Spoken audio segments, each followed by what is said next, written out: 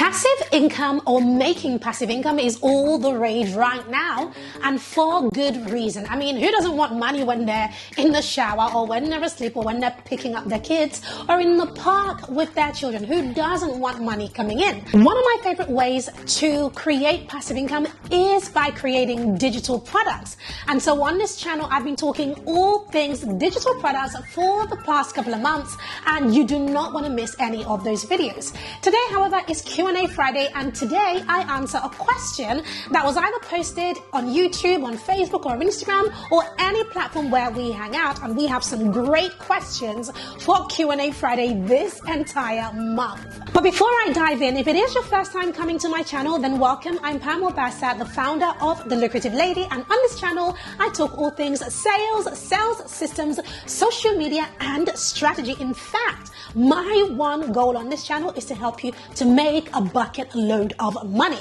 And today's video is going to help you to do just that.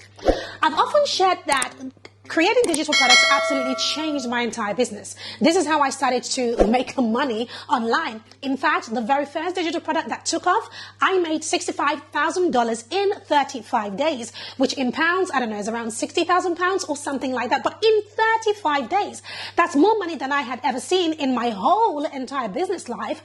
Now, for that money to come in 35 days, it blew my mind. And I knew that this was a strategy that, number one, I would keep doing, and number two, I wanted to make sure that every woman had this amazing passive income stream. So today's video, I'm answering a really important question that has come off of the back of some of the videos that I have been publishing. And that question is this. So the question is, Pam, can these digital products be outsourced? For example, find someone on Upwork or Fiverr to create them.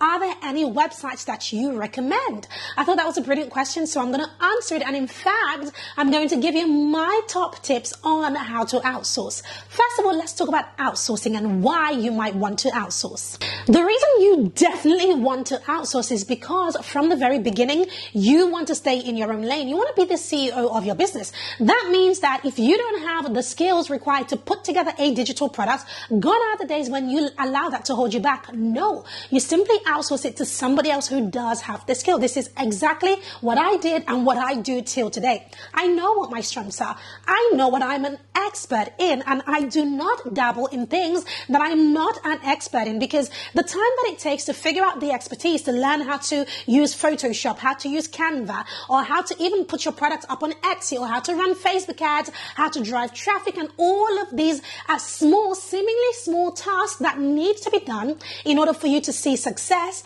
The moment you start spending time learning all of those things, number one, you're going to be overwhelmed. Number two, you're going to be crippled and never move forward. Number three, well, you never move forward. So outsourcing is a brilliant idea. Now, what websites would I recommend you outsource to? So my top websites that I always recommend is definitely Upwork. I love Upwork because I just find that there are quality people there. Upwork is the place that I have found pretty much 80% of people in my team have come directly from Upwork, and I really love Upwork. And if you stick around till the end of this video, I'm going to be giving you the strategies for outsourcing your digital products and pretty much anything that you need to outsource. So Upwork is my definitely first choice. My second choice would be Fiverr. When I first started out, I did use Fiverr quite a bit to outsource things and find freelancers on Fiverr, but I don't know what it is. Fiverr is not my favorite, right? I don't know what it is. I just find that I find much more quality people on Upwork, as in people who want to stick with you and help you to build your brand and work alongside with you and partner with you. Those are the kind of people that I'm always looking for in my business, and I didn't find that quality on Fiverr.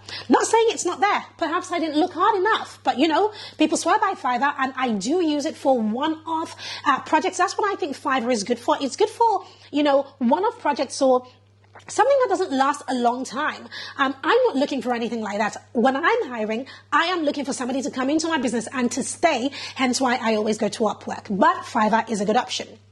The third option is, of course, to post inside of Facebook groups. I find that this is a brilliant way to find people all the time, because when people are searching for an opportunity, a job or a freelancing gig, they are hanging out in groups where business people are hanging out. And you find that a lot of the business groups that you are part of, you actually already have people in there who are looking for somebody just like you to help you to create your product. So these are the top 3 places that I would definitely find people. Now, there are lots of other places to find people, but hey, start from here, right?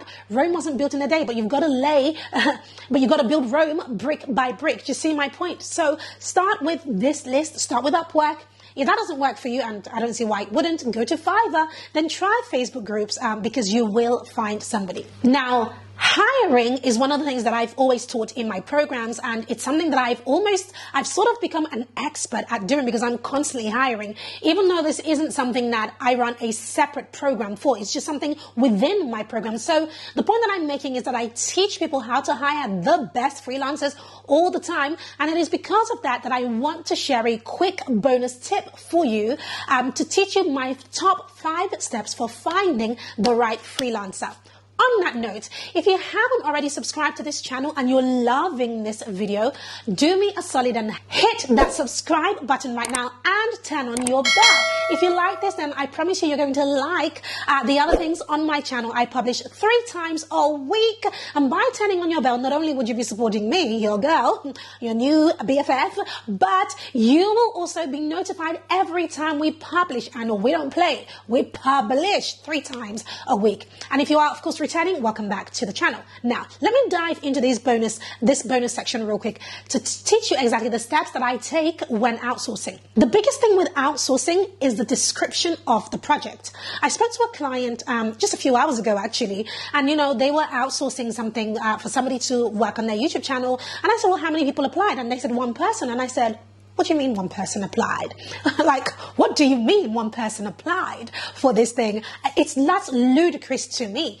And so I started to investigate as to why you didn't get, I'm talking dozens of people. When I put out an application, I am inundated with dozens of people. In fact, I am borderline overwhelmed because there are so much people out there looking for work. So I want to walk you through these steps so that you have incredible success from outsourcing your digital product. Step 1, it's all about the description, guys, right? The description of the project. Don't just put out a post on Upwork or even Fiverr. I mean, I'm not a big fan of Fiverr, I have to say, but Upwork is my BFF when it comes to hiring. But don't just put out a post on Upwork, with a one-liner saying something like, I'm looking for somebody to design my digital products. No, right? Make it a little bit more sexy. Make it attractive. So I tend to have like a good couple of 2 to 3 paragraphs about the project. So I might say something along the lines of, my business is coaching, and I'm so excited to bring on somebody new into my team. The role of this person is to blank. Right? So I'm very, very specific. So I'm excited in my post. I'm sharing what the role is, and then I share the expectations, right, of that role in that one post. Because of that, it allows my post to stand out. People know that I'm serious. I'm not just some novice. Nope. She knows what she's doing, and I can trust her. And in fact, I want to work with her. That's the feeling you want people to get from your post. So it needs to be like 2 to 3 paragraphs, literally covering what the project is about, the length of the project, and a description of the type of person you're looking for. And there's something sneaky that I add into all of my posts that really works well to help me to see that people have read my post or read the job listing before applying.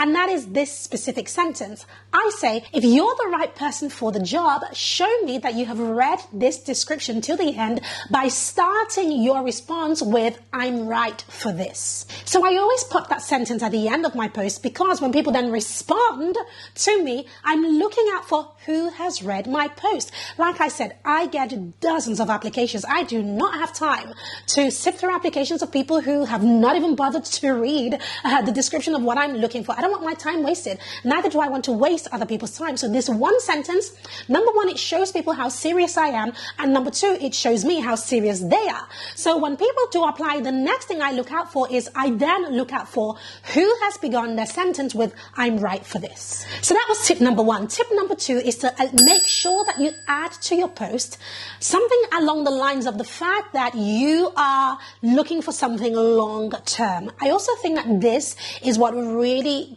piques people's interest. there aren't many freelancers out there who just want this one-off gig. Now, there are people who do that, of course, especially on Fiverr, hence why I don't really use Fiverr, I use Upwork, right? Now, I find that when people know that you are looking for a team member, it's just much more attractive to them, because they're not just going to work for you for 5 minutes and then they have to then find another job. No. So what I always say, and what I always share with people who want to work with me, is I'm looking for something long-term, but this is the truth.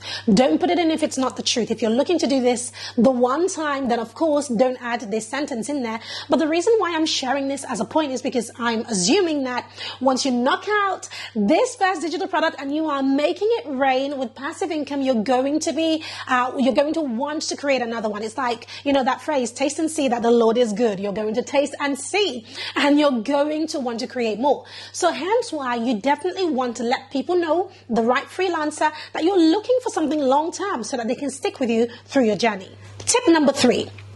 When you have then published your post and you're looking for freelancers and people have come back to you, what I always recommend you do is that you whittle it down to your top 3 people. Choose whomever you feel led to work with. Just pick 3 of them. Don't overthink it. Don't fast and pray about it. Just pick 3 people from that list. Number 4, once you have whittled it down to 3 people, test their work before you decide who to hire. Now, one of the things that I always do is I send a small piece of work to the 3 people, and I give them a small piece of task, because I'm looking at their work ethic. I'm looking at, you know, the kind of work that they produce from this piece of work. And I'm looking at their communication level. There is so much that I'm looking out for when I'm testing their work. So I send out a test and I ask them to create something for me. Most of the time I pay for this test. There are lots of people who will do a test without you paying for it. I don't like to do that because I don't want to feel like I owe them something. No, I will pay you for the test, because then I feel like I can be free to choose truly the best person, and I don't owe anybody anything because they did me a freebie. I don't like freebies. I'm not interested in that. So you choose your 3 people, you send them a test, and you wait for their work to come back, and then you make a decision based on that test, which is the final point. You then choose the perfect person, right?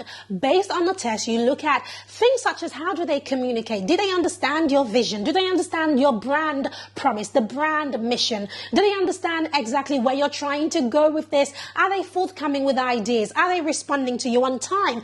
Are they in your time zone, for example? These are things that you really need to think about in order to have a good working relationship when you do outsource your digital product.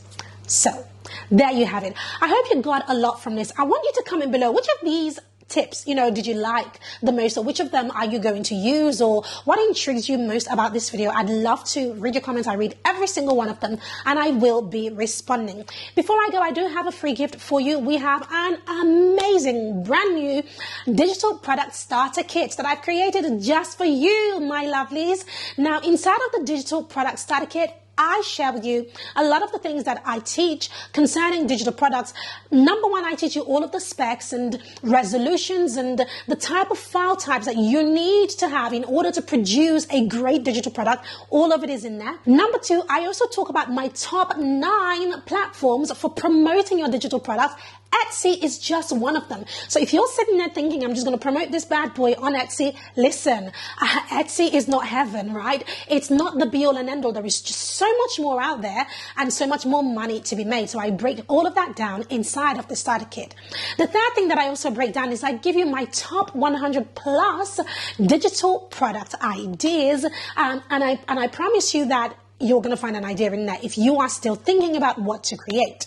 Now, this digital product starter kit is going to be a product that people are going to pay for at some point. However, at the point of recording this video, it is currently free. So the link will be below this video. Head over there and grab it once this has finished. Before you go, make sure you check out this playlist where I share all things digital product creation in there so that you know exactly what you are doing and you can have great success. I'll see you in my next video.